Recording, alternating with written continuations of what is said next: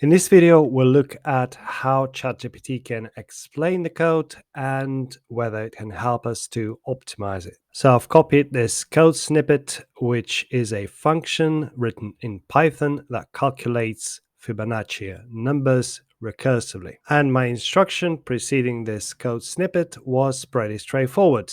Explain to me this code. And I'll tell you in advance that it does a pretty good job in explaining the simple code. So it comes back with this code defines a function called Fibonacci rec. That's the name of our function that takes in a single parameter.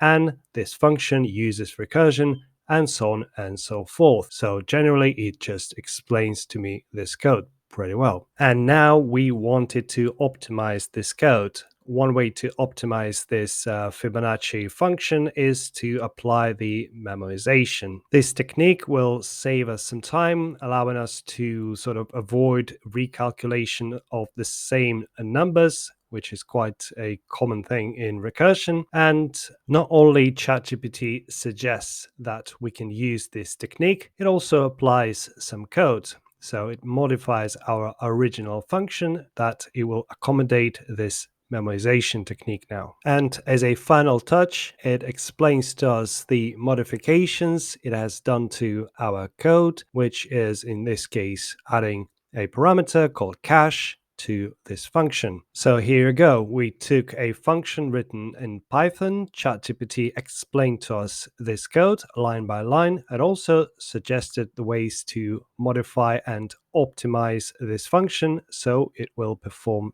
better. Very nice.